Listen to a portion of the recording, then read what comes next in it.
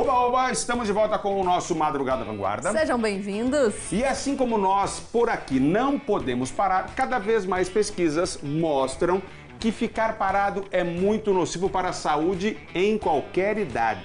Mas qualquer idade mesmo? Peraí, será que na melhor idade não é melhor se resguardar um pouquinho? Olha só, Aninha, dá uma olhada nessa matéria que eu fiz com o educador físico, olha aí.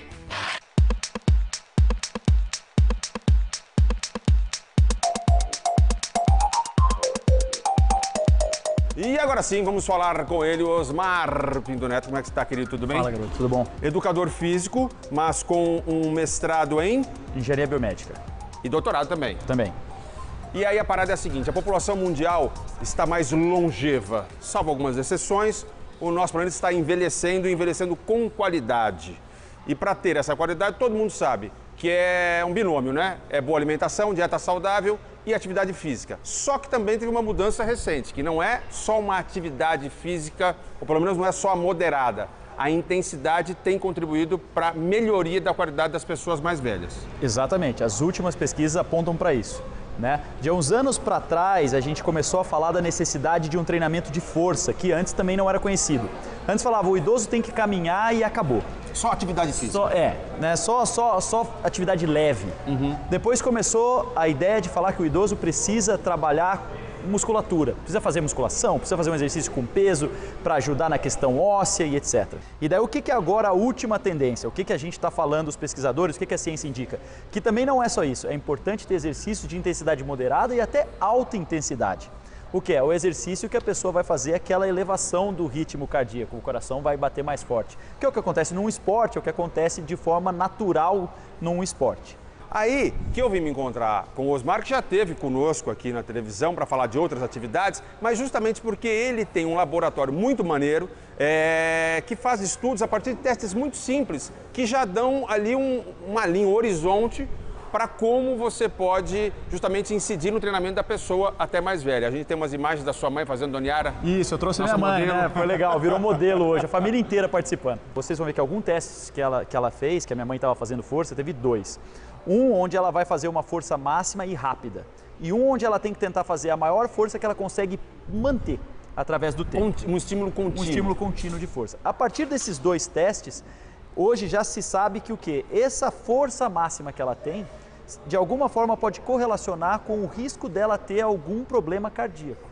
E essa correlação entre a força de pressão manual e o risco cardíaco é maior do que se ela tivesse medido a pressão arterial para avaliar esse risco cardíaco, ou seja, é uma boa correlação.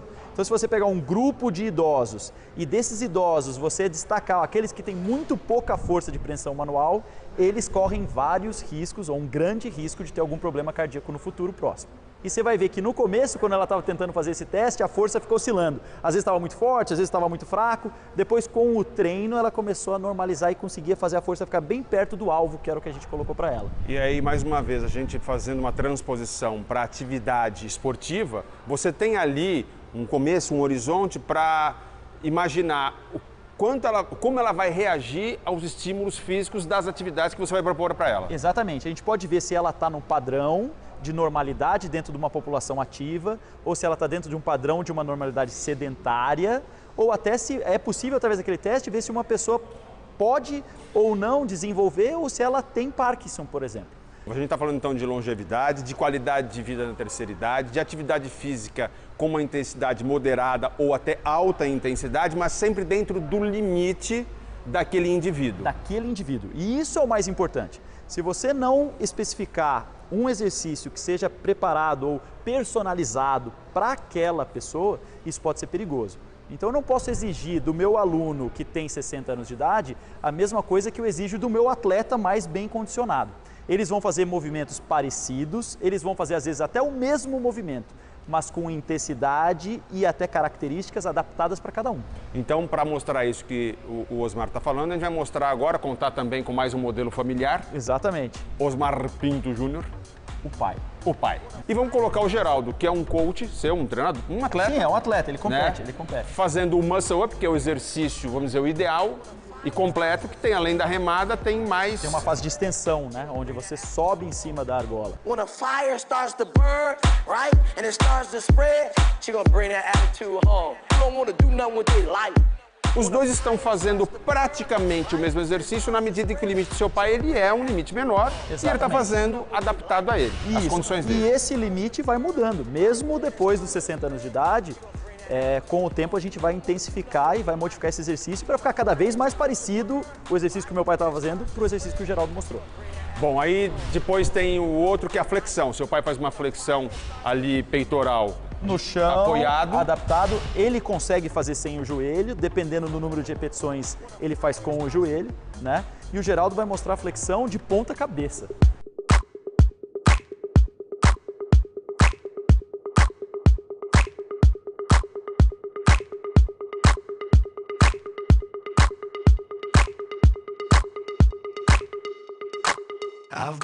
Eu gosto de falar sobre uma outra coisa, quando a gente está cuidando da terceira idade, que é o do equilíbrio.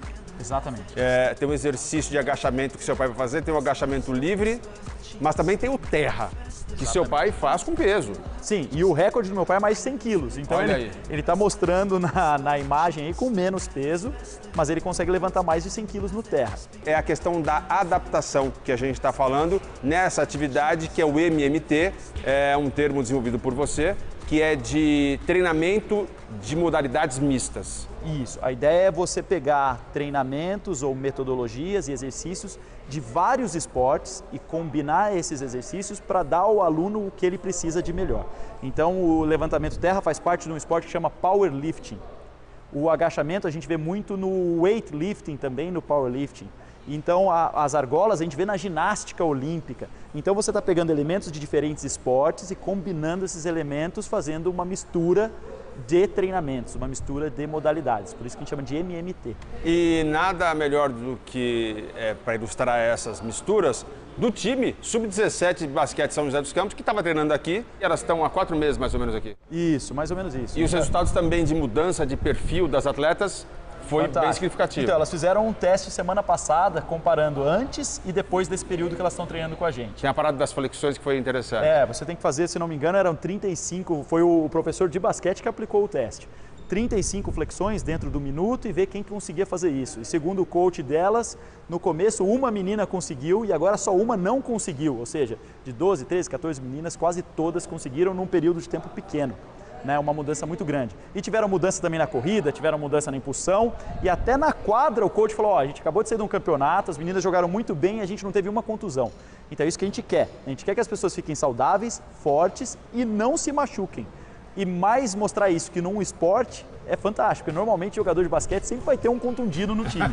E no nosso time Sub-17 não tem nenhuma, elas estão fortes e estão mandando bem pra caramba nas competições. Que bacana, é isso Muito aí. legal.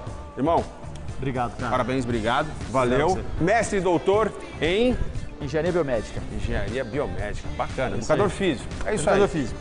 Valeu, bacana. Valeu. Valeu, eu vou voltar aqui, vai ficar mais magrinho e tal. Eu tô esperando, cara. Valeu, segue o nosso Madrugada.